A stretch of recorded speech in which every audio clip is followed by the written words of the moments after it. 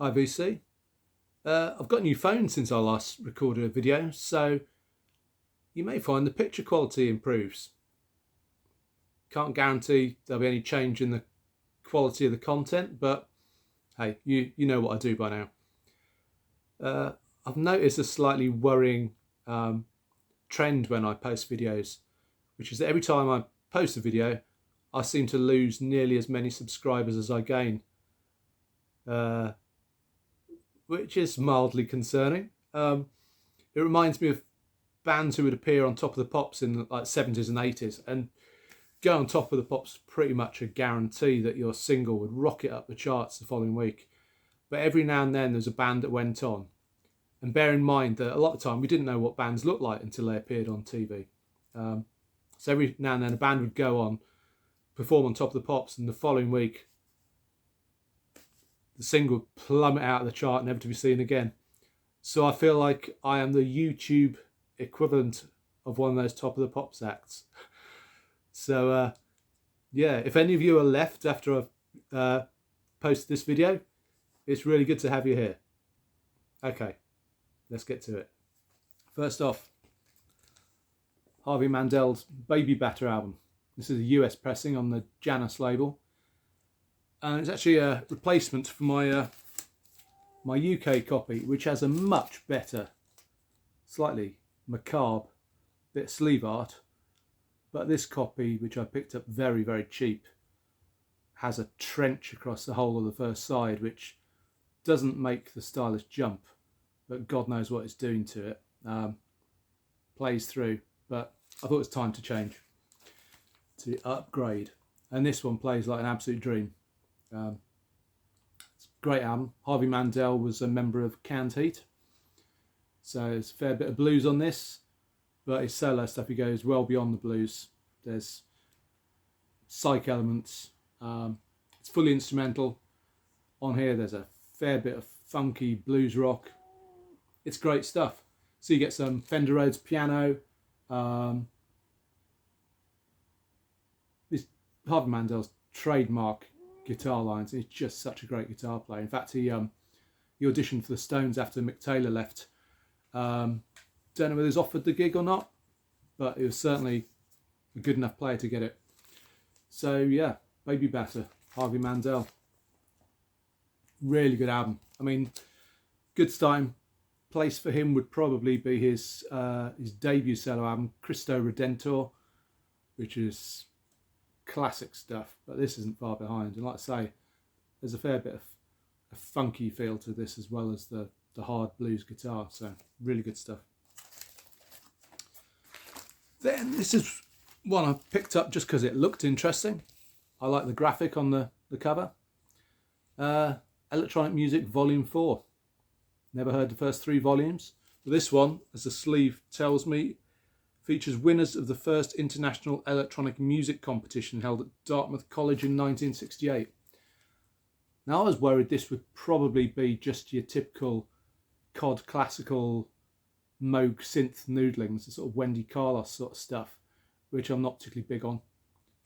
But this is full-on experimental modular synthesizer music, if you can call it music. It is lots of tone generators making beeps and blurps and squeaks and squelching noises, but as such it's a really interesting listen. And for 1968 it's pretty full-on stuff. So really enjoyed this. Not sure how I'm going to play it because it's not the kind of stuff you go away whistling, but yeah, really good stuff. It's on the Turnaround label, I think it's called. Turnabout label, which is not one I've seen before. I think they were part of the Decca group. But yeah, a pleasant surprise. I thought it'd be one I'd be offloading very quickly, but no, it's this one's going to stick around. It's definitely a keeper. Okay, then for a bit of jazz. I'm not a huge jazz buff. I do like jazz. It's just I don't know enough about it to talk with any kind of authority on the subject. What I do know is that Gary Burton, the Vibes player, some of his stuff I find a little bit easy, a bit soft, a bit easy listening, because I just don't see Vibes, which basically, what are they but, it's like xylophone. That's kind of primary school instrument to me. And he's very good at playing it, but to have bands built around him, I thought was a bit odd. But I saw this, and it's Gary Burton with Keith Jarrett. And Keith Jarrett, great pianist. I really enjoy his Cologne concert album, complete with all his weird grunts while he's playing the piano. But the thing that drew me to this was the presence of the guitar player, Sam Brown. Wasn't familiar with Sam Brown. It's just I thought, any guy that hairy playing what looks like is that a Telecaster?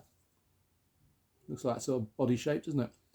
I thought perhaps this could be up my street. And it is. I wouldn't call it jazz rock or fusion exactly. But he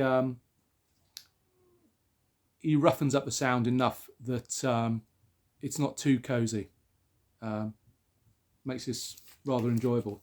And, performances are fantastic on this, and it's a good late night bit of listening, this one. So yeah, can recommend that. Then let's get on to some psych. And this is a band, I thought I'd featured them before. I thought they were on my sort of neo psych video I'd done, but apparently not. Certainly meant to put them on there. It's Dean Allen Floyd, which isn't a man, it's a band. Don't know why they're called Dean Allen Floyd. Should probably look that up. But they're out of Sweden. And this is you probably can't tell, but this is a 10-inch mini album, EP, whatever.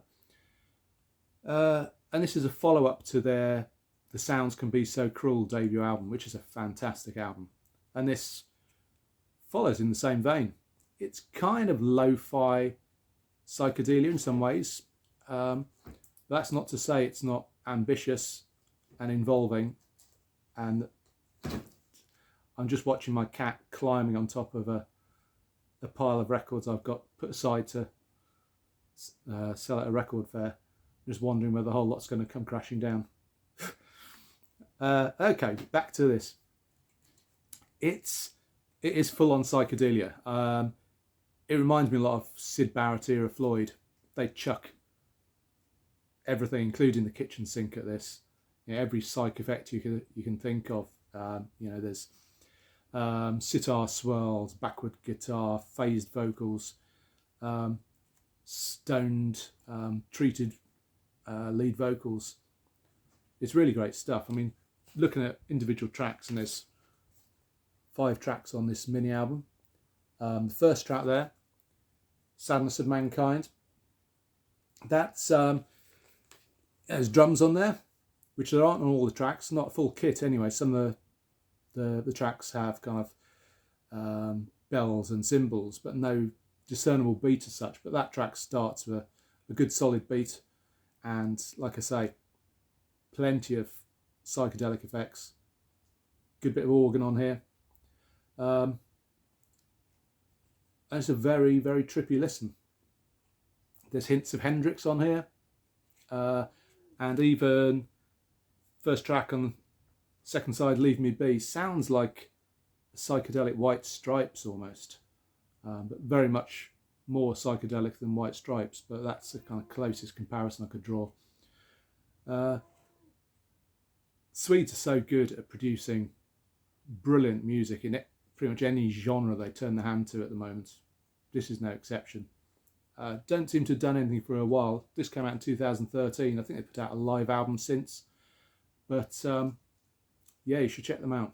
Really good band. Okay, I've shut the cat out. Now we'll continue. Bit more psych.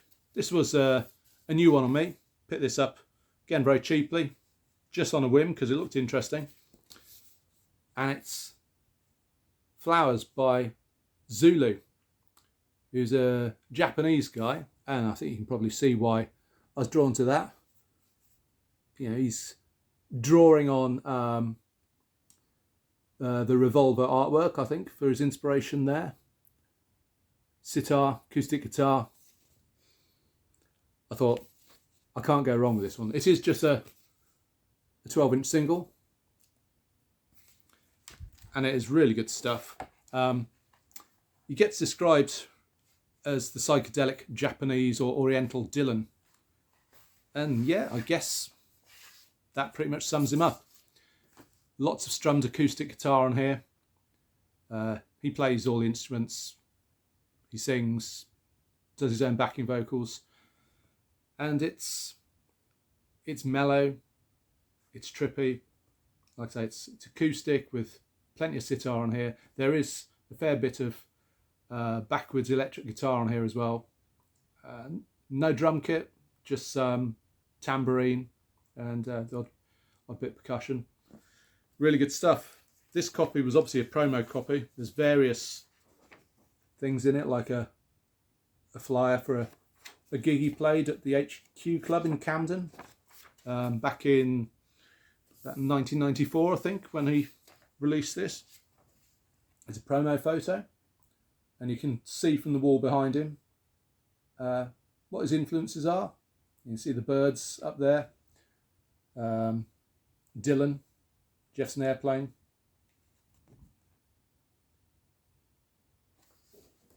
And there's a sort of a biography, so a press release, various information about gigs he's played and releases and press coverage and that kind of thing. So it's nice to have that, give a bit of background. You wouldn't know from listening to him that he's Japanese. His voice does not betray the fact that's where he's from at all. And even though this is only 3 tracks, it's a really good listen. This can be had so cheaply, apparently. I mean, I got it cheaply in a charity shop, but on Discogs, it seems to go for next to nothing. And it's really worth giving a listen. Don't think he released anything beyond this, but this is great. Yeah, good stuff. And now onto some power pop. This is one I've been meaning to get for a long time. The Cinceros and The Sound of Sunbathing. They're a British band. This album's on some really nice sort of orangey coloured vinyl. And I managed to miss these first time round. I think they must have charted in the sort of late 70s. I mean, this album came out in 1979. And that is the sort of era when I was hooked on listening to the chart show and watching Top of the Pops. So they must have been on there at some point. The big song from this was Take Me to Your Leader, which is fairly typical of the whole album. It's that 1979 cross between power pop and new wave. Little White Lie has a sort of a reggae feel to it, which was a thing that featured in a lot of new wave and power pop at the time. And I'm really enjoying this album, really am. I say they were a UK band from London. Best known track is that track, Take Me to Your Leader. It's simple, it's infectious. The track Quick Slow on here reminds me of early Joe Jackson. There's a bit of squeeze in here, a bit of the Cars influence. Only thing I would say, and you can't really tell from this picture, the singer, and if you look them up on YouTube and see them performing Take Me to Your Leader, you'll see that he had a really questionable moustache. Not your typical power pop new wave look. Yeah, full on tash. Whether they were one of the bands who plummeted down the charts after appearing on Top of the Pops, I don't know. But if they were, it's the moustache that did it. Okay, next up, this is a guy I think I've featured on my channel before, Nick Pianti. And on this album, he's hooked up with the Complicated Men. Whether that's he's just decided to make it sound more like a band and not just a solo project, I don't know. Can't find any information online about that. But this is really good stuff. I'm not enjoying it as much as his 13 in My Head album, which is a much more aggressive harder rocking album, more like, you know, early Cheap Trick in style, I suppose. But this is still a really, really good record. The vocals, I suppose, when I listen to this, really remind me of Kelly Jones from Stereophonics, but in a power pop setting. So if that sounds like your bag, that kind of slightly more gravelly power pop vocal, you might get something out of this. But really good album. And then this is one that I didn't think I'd ever get an original of this. They don't crop up that often, and certainly don't crop up in charity shops like this one did. But it's Supergrass's debut, I Should Coco, original pressing of this. Didn't have the 7-inch single with it, unfortunately, but I can live with that, and I can probably pick it up elsewhere if I'm desperate for it. But this is, you know, near mint, this copy. I got it for a very good price, certainly less than it goes for online.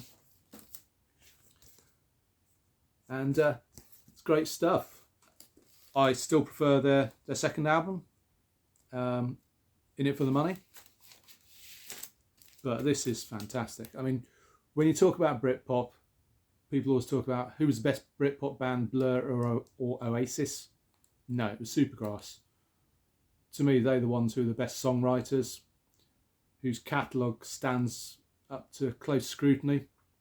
They didn't have the same amount of hype as Blur or Oasis, but God, so much better band. All Right was the big single, and that made them seem almost like a novelty act, with them sort of riding around on chopper bikes and arsing about like a sort of Britpop monkeys. But that gave a false impression. I think a lot of people never picked up on them because they thought, just a novelty pop act. But no, I mean, listen to the track Time on this if you've not heard it before, and that pretty much paints a picture of where they were going to go. Such a great track, and their career to me just went up and up and up from there in terms of quality of their songwriting. They combine pretty much elements of every classic British pop band from the Kinks onwards. You know, there's elements of Madness and Queen and the Buzzcocks. So you got that pop and that grandeur and slight punky elements and everything in this band. But the song is everything, and the performances are fantastic, and they are really, really good musicians. So I urge you, check them out. If you don't know them, check this album out. Check out In It For The Money. Great, great stuff. And finally, I've been listening to the Chris Robinson Brotherhood's final album, or what's probably going to be their final album, Servants of the Sun. And it will probably be their final album because, unfortunately, Neil Casale, who was their guitarist, took his own life in 2019. Terribly sad. He's a huge talent, a massive part of the songwriting team in this band. And I was lucky enough to have seen them twice. I think they only came over to the UK 2 or 3 times, so definitely lucky to have caught them. I saw them in London once, and which I think was in 2018, and 2019 I saw them at Ramblin' Man Fair, and they were superb there.